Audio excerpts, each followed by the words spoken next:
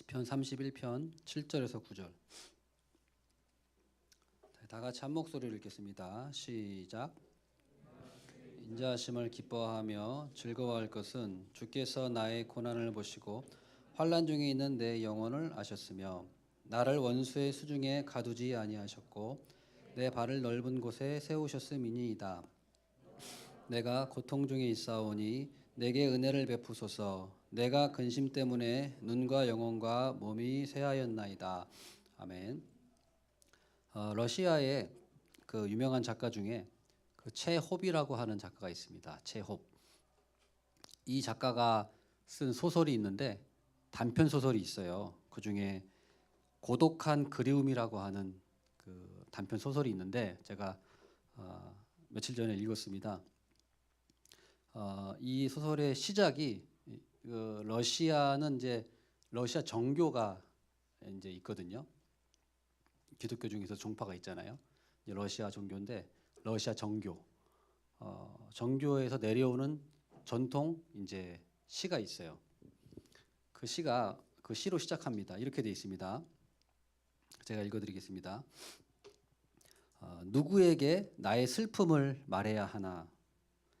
누구를 불러서 함께 흐느껴야 하나? 나의 주님이시여, 오직 당신만이 나의 슬픔을 아시겠죠. 한 번 더 읽어드릴게요. 누구에게 나의 슬픔을 말해야 하나? 누구를 불러서 함께 흐느껴야 하나? 나의 주님이시여, 오직 당신만이 나의 슬픔을 아시겠죠.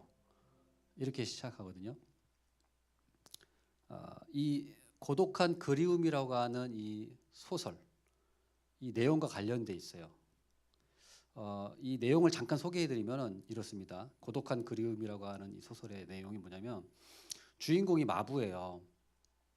근데 마부인데 이제 자기 아들이 죽었어요. 며칠 전에 열병으로 3일 정도 앓다가 열병으로 갑작스럽게 죽은 거죠.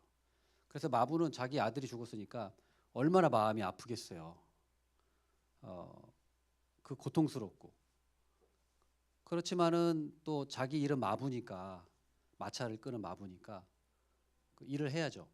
그래서 그날도 마차를 끌고 마부 역할을 합니다. 하지만 일이 손에 안 잡히죠. 그래서 그냥 이렇게 멍 때리고 있는 거예요. 그때 이제 손님들이 와가지고 이제 마차를 몹니다. 근데 이제 이렇게 마차를 몰다가 이 마부 주인공 마부가 손님한테 이렇게 얘기해요. 저 말입니다. 날이 제 아들이 이번 주에 죽었답니다. 그러자 이 뒤에 있던 그 손님들이 어서 가게 가. 이러다가는 내일이 돼도 도착 못 하겠어. 하면서 이제 말을 무시해 버리죠. 그리고 그 손님이 내리고 이제 또 두 번째 이제 손님이 탑니다. 이때도 역시 이 사람은 이미 이 비통하고 슬픔에 차 있었어요. 하지만 또 손님이 와서 이제 가자고 하니까 가야 되는 거죠. 그래서 막 가다가 또 다시 이 마부가 이렇게 그 손님한테 얘기합니다. 저기 이번 주에 내 아들 녀석이 죽었습니다. 그러자 뒤에 있던 그 손님들이 이렇게 얘기합니다. 그 참 누구나 다 죽게 되어 있어. 자 어서 몰아. 빨리 좀 몰아보라고. 이 비실비실한 영감아. 목덜미를 한 대 때려줄까? 이제 소설의 내용이 이거예요. 읽어준 거예요 제가. 예. 예. 그렇게 또 얘기하는 거예요. 그 다음에 또 이제 그 사람들이 내렸습니다. 이제 일을 다 마치고 이제 자기의 숙소로 돌아가는데 잠을 자다가 옆에 있는 동료에게 용기를 내서 다시 한번 얘기했어요. 여보게, 근데 내 아들이 죽었다네. 이제 한참 얘기하다가 이거를 이제 겨우 얘기한 거예요. 그리고 돌아봤는데 이렇게 나와 있습니다. 이 사람은 이불을 머리에 뒤집어 쓴 채 이미 잠들어 있었다. 너무 피곤해서 얘기하다가 벌써 잠들어 버린 거죠. 그래서 이 사람은 누구한테도 얘기를 했지만 누구한테도 그거를 공감을 받지 못했잖아요. 그래서 결국에는 그날 잠도 안 오니까 이제 홀로 옷을 입고 한밤중에 마국간으로 가서 자기가 탔던 그 말한테 갑니다. 말한테 이렇게 얘기합니다. 말아, 내 친구야, 그렇게 되어버렸단다. 내 아들은 이제 없어.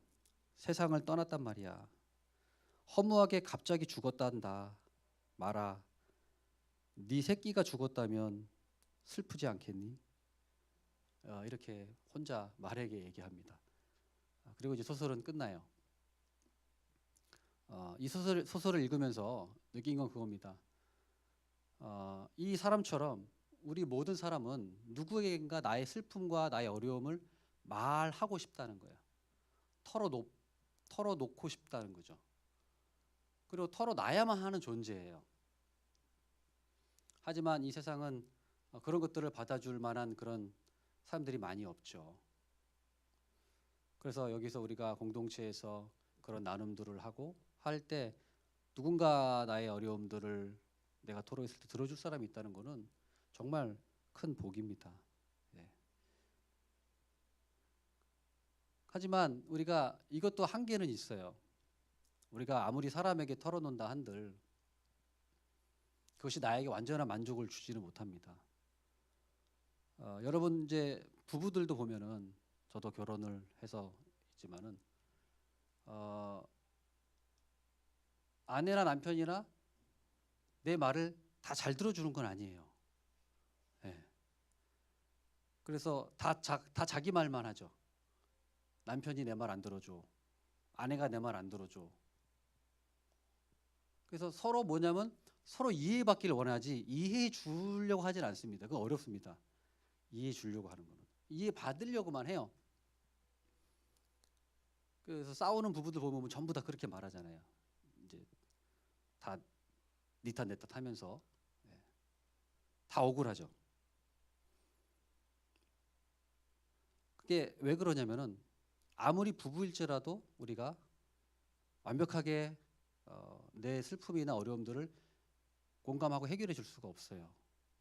결국에는 우리가 하나님께로 가야 됩니다. 하나님만이 하실 수 있는 것이 있다는 거예요. 내 어려움들을 다 예를 들어서 제가 어려운 부분들을 제 아내한테 얘기한다. 그러면은 저는 다 얘기하지 않습니다. 아내에게. 할 것만 얘기해요. 제가 몇 번 얘기해 봤거든요. 제 슬픔을 다 토로해 봤어요, 한번. 그러니까 집사람이 받아들일 용량이 있어요. 이게 다 못 받아들여요. 예. 그래서 저도 그걸 느껴가지고 이 사람이 감당할 수 있을 만큼만 내가 얘기를 할 것이고 내가 하나님한테만 얘기할 수 있는 거는 하나님께만 얘기하고 다 시시콜콜 아내한테 얘기할 수가 없어요. 그렇지 않겠습니까? 다 시시콜콜 남편한테 얘기할 수가 없어요. 내 어떤 그런 속사정을. 그런 거는 우리가 어느 한계가 있어요. 그래서 우리가 이거를 하나님께 우리가 이거를 털어놓고 하나님과의 관계 속에서 이게 만족이 돼야 돼요. 하나님과의 관계 속에서 결국에는 그게 안 되면은 끝이 없어요. 그래서 이게 안 되기 때문에 다 이제 정신병이나 우울증이나 이제 우울증이나 이런 게 걸리는 거죠. 그런데 우리 하나님은 그럼 어떤 분이신가 한번 말씀 볼까요? 오늘 7절 말씀. 다시 한번 7절 말씀 한번 읽어보겠습니다. 7절 시작. 내가 주의 인자하심을 기뻐하며 즐거워할 것은 주께서 나의 고난을 보시고 환난 중에 있는 내 영혼을 아셨으며. 아멘. 하나님은 인자하신 분이에요. 인자, 헤세드, 자비로우신 분. 모든 걸 다 안아주시고 받아주시는 분이에요. 우리가 생각한 것처럼 그 어떤 것 그런 한계가 없어요. 우리의 상상을 초월하시는 분이에요. 정말 마음이 넓으신 분이에요. 내가 마음이 좁으니까 하나님을 마음이 좁은 것처럼 여길 뿐이지 하나님은 정말 마음이 넓고 정말 자비로우신 분, 인자하신 분이라는 거예요. 인자하시다. 그래서 나는 뭘 기뻐하냐면 주님의 인자하심을 기뻐하고 즐거워하는 거예요. 나 이렇게 해야 내가 주님의 마음에 들 거야. 그게 신앙생활이 아닙니다. 그거는 조마조마하게 신앙생활하는 거죠. 하나님의 평가를 받고 시험을 쳐서 시험지를 하나님 앞에 내가 너는 점수가 너는 30점이다 이놈아. 너는 보니까 65점이야. 맨날 이렇게 시험 치는 듯한 그런 신앙.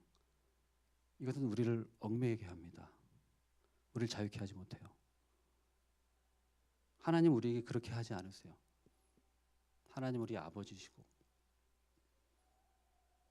우리를 정말 사랑으로 대하시는 분이에요. 넓으신 분이에요. 그래서 내가 주의 인자하심을 기뻐하고 즐거워하는 거예요. 여러분 생각해 보세요. 여러분 맨날 시험 치면 기쁘고 즐겁습니까? 근데 심판관이 하나님이야. 채점자가. 그러면 또 여러분 기뻐할 수 있을 것 같아요? 하나님이 채점자예요. 채점자. 그 무서워가지고 어떻게 우리가 하루하루를 살아갈 수 있겠어요? 하나님 앞에 우리가 하나님은 인자하신 분이라는 말씀, 내가 이것을 기뻐하고 내가 여기서 만족을 누리고 여기서 내가 모든 걸 주님 앞에 털어놓을 수 있는 거죠.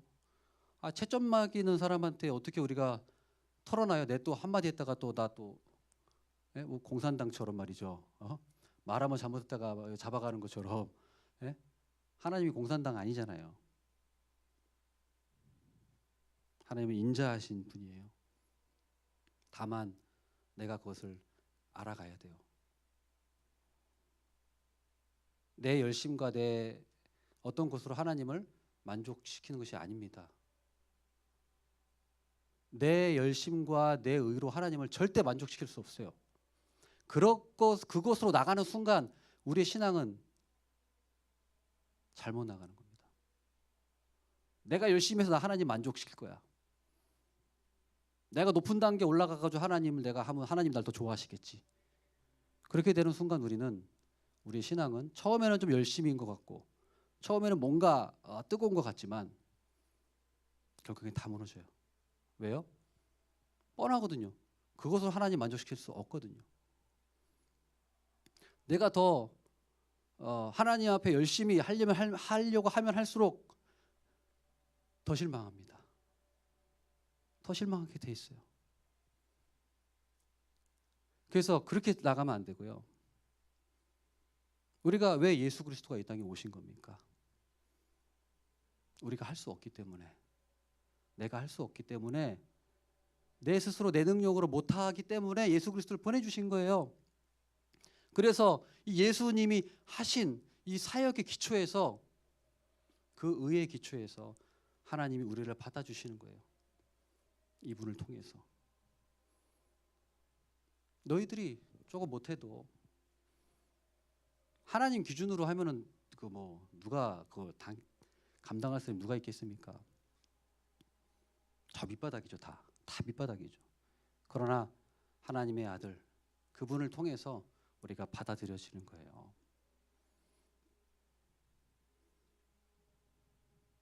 그래서 하나님의 인자하심을 기뻐하고 즐거워한다. 그리고 그 하나님, 자 보세요. 어떤 하나님이, 인자하신 하나님이 뭘 하고 계십니까? 주께서 나의 고난을 보시고 환난 중에 있는 내 영혼을 아신다. 자 보세요. 하나님이 감독관이고 채점자고, 우리의 어떤 것들을 다 채점하시는 분이 만약에 우리를 보고 있어요. 그 다음에 다 알고 있어요. 그러면 우리는 어떨까요? 그런 하나님이면 우리는 하루하루 살아갈 수가 없는 거예요.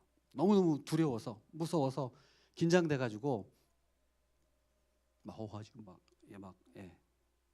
엄청난 그 정신병이 걸릴 것 같아요. 아마 그러면은, 그런 삶이면은 사람이 아마 돌지 않을까요?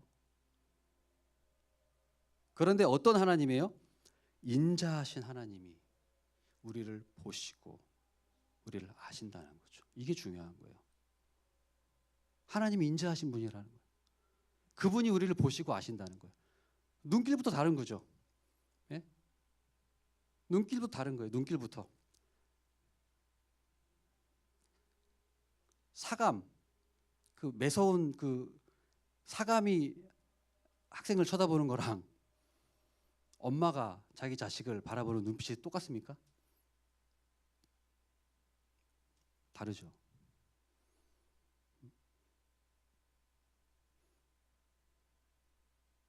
그 인간적인 엄마도 자기 자식을 바라볼 때 얼마나 따뜻하고 인자하고 정말 예?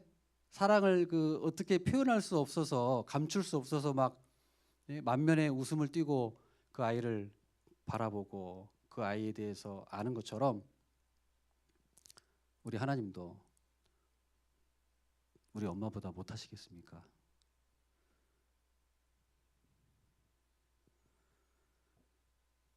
그런 인자하신 하나님이 우리를 보시고 아시고 계시다는 거예요. 사마리아 여인 잘 아시죠? 사마리아 여인. 예수님이 그 사마리아 여인이 우물가에서 물을 길고 있으니까 예수님이 그 여인에게 가서 말하죠. 내게 물 좀 달라. 그랬더니 그 사마리아 여인이 아니 난 사마리아인인데 왜 유대인인 당신이 저한테 말을 거시나요? 원래 유대인하고 사마리아인은 상종을 안 하는데 유대인은 사마리아인을 개 취급하잖아요. 더군다나 여인이고 말을 안 거는데 가까이 오지도 않는데 와서 물을 달라고 청한다. 그러니까 너무 이상하니까 이 여인이 예수님한테 그러는 거예요. 왜 사마리아인인데 저한테 말을 거십니까? 그러니까 예수님이 이제 대뜸 이렇게 말하시죠. 네가 내가 누구인 줄 알았다면 네가 나한테 물을 달라고 했을 것이다. 그러자 그 여인이 그래요. 아니 선생님이 두레박도 없고 물기를 두레박도 없고 그다음에 이 우물도 선생님 게 아니지 않습니까? 근데 무슨 선생님이 저한테 물을 주신다는 거예요. 그러니까 예수님이 그때 얘기하셨죠. 이 물을 마시는 자는 또다시 목마를 거지만 내가 주는 물을 마시는 자는 영생하도록 만족을 누릴 것이다. 내가 주는 물은 영생하는 물이다. 예수님이 이렇게 얘기하시잖아요. 그래서 이렇게 얘기하시고 나서 뭐라고 하시냐면 네 남편을 데려와라.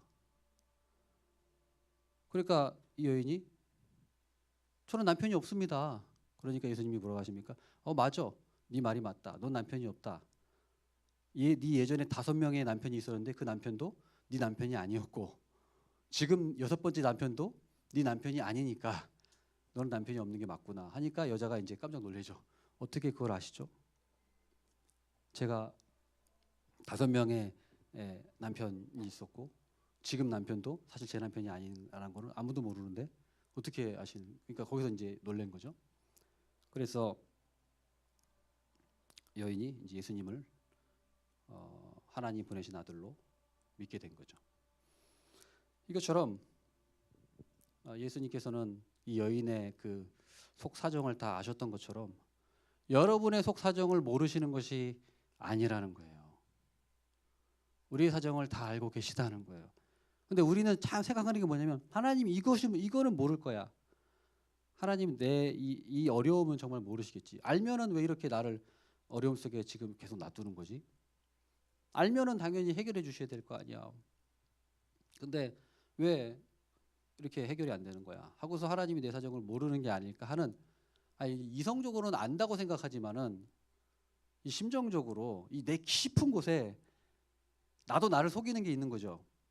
말은 하나님을 믿는다고 하고 하지만 하나님이 정말 내 사정을 알고 계실까 하는 의심이 있는 거예요. 내 마음속 깊은 곳에. 근데 자 오늘 이제 9절 말씀 한번 봅시다. 9절 10절 말씀 다시 한번 읽겠습니다. 9절 시작. 여호와여 내가 고통 중에 있사오니 내게 은혜를 베푸소서. 내가 근심 때문에 눈과 영혼과 몸이 쇠하였나이다. 자, 10절도 한번 읽어볼게요. 내 일생을 슬픔으로 보내며 나의 연수를 탄식으로 보내며 죄악 때문에 약하여지며 나의 뼈가 쇠하도소이다. 이 무슨 말이냐면 이 시편을 쓴 기자가 아무튼 자기는 지금 고통 중에 있다 그랬어요. 9절에 여호와여 내가 고통 중에 있습니다. 내가 근심 때문에 눈과 영혼과 몸이 쇠하였습니다. 진짜 어려운 상황에 있는 거예요. 진짜 진퇴양난의 상황이겠죠. 근데 이 다음에 고백이 중요해요. 이 다음에 이 9절에서 이 시편 기자가 뭐라고 얘기하는가? 우리 9절을 한 번 더 읽겠습니다. 이제 9절이 아니라 14절. 14절 한번 읽어보겠습니다. 시작.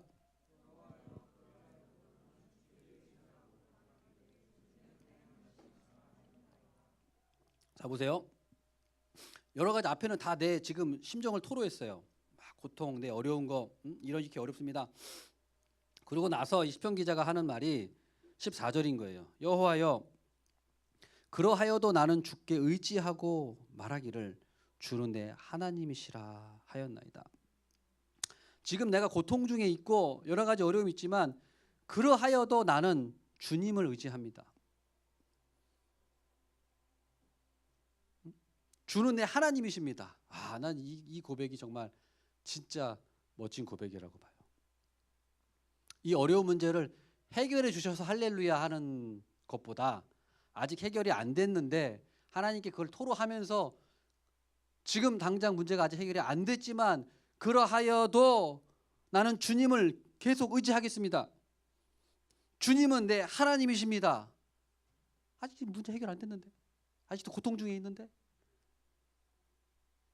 아직도 내가 지금 결혼하고 싶은데 결혼 못하고 있는데, 아직도 내 취직하고 싶은데 취직이 안 됐는데, 현실이 아무것도 나한테 지금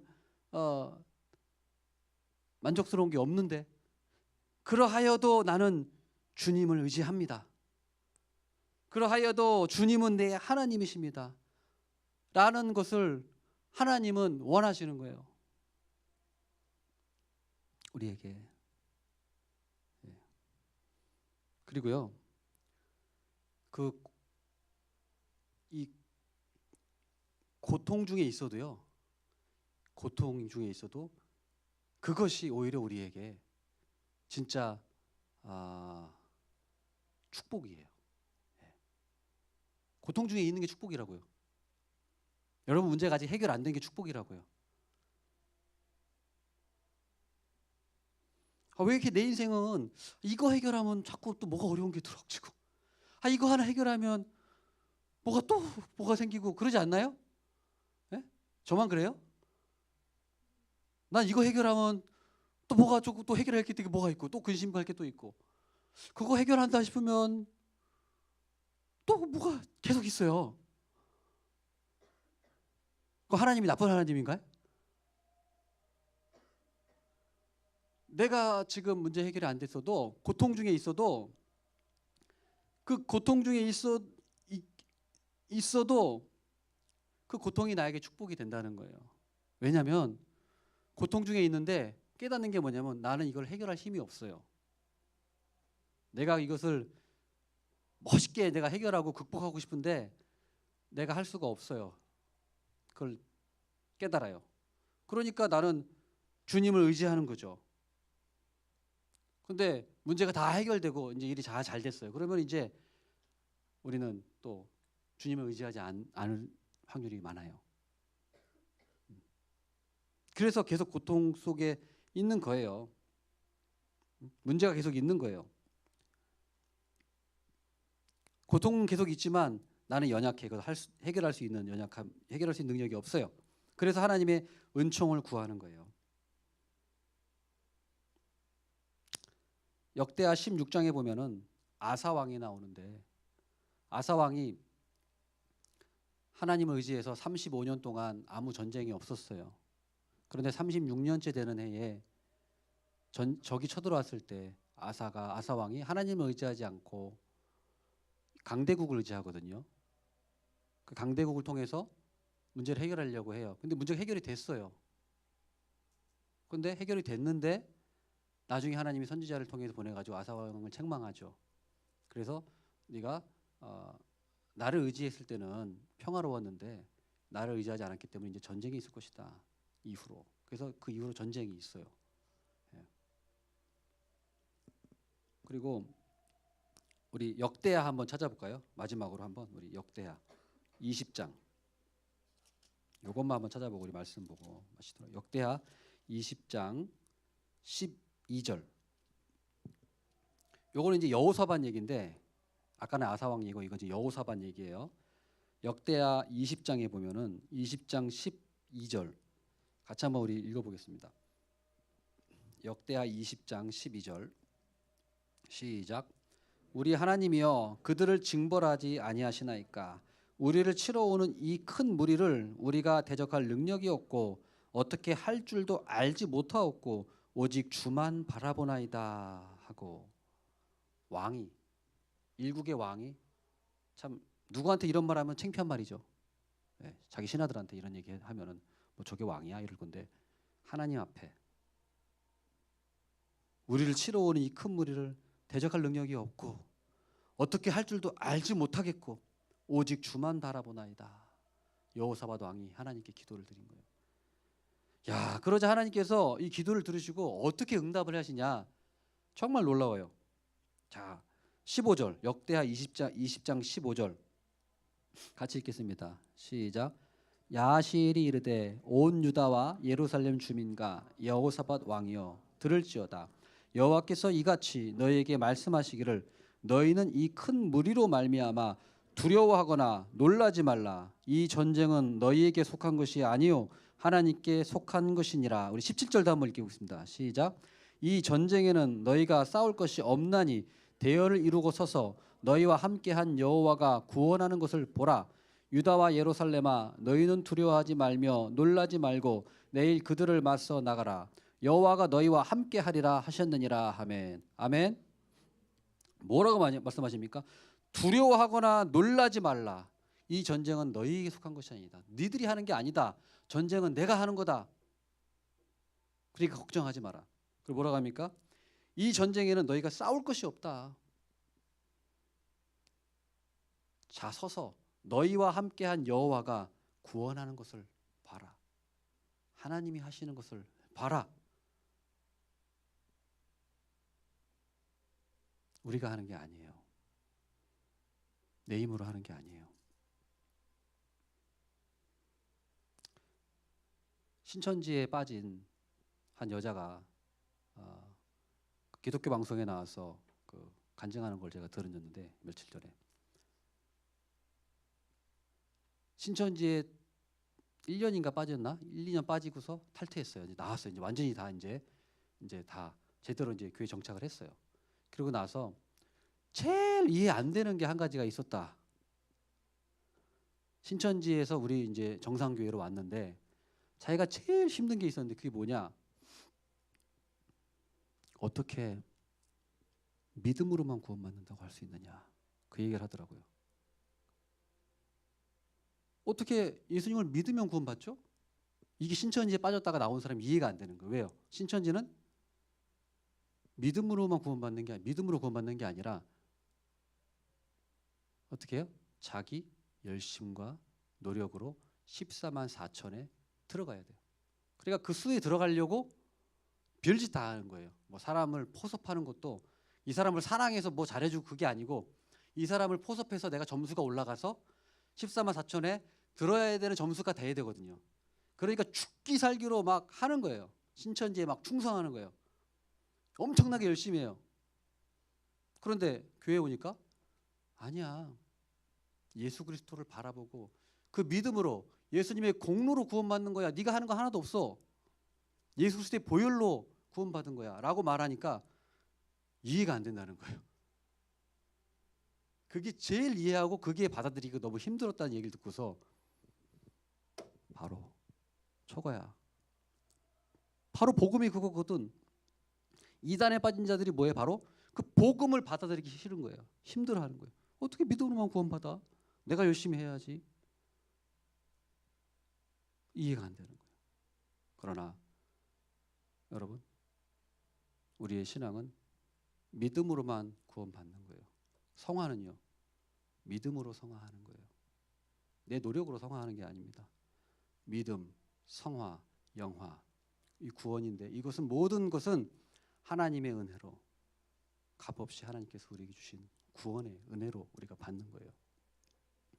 우리가 착각하면 안 돼요. 내 열심으로 뭔가 하겠다. 아닙니다. 하나님이 하시는 거예요. 전쟁은 하나님께 속한 거예요. 그 하나님을 믿음으로 바라보고 그 하나님을 높여드리고 그 하나님께 기도하고 하나님 이루실 것을 기대하고 바라보는 거예요. 그럼 하나님이 하실 거예요. 그것이 진정한 믿음입니다. 우리 같이 찬양하겠습니다. 주가 일하시네. 우리 찬양 드리겠습니다.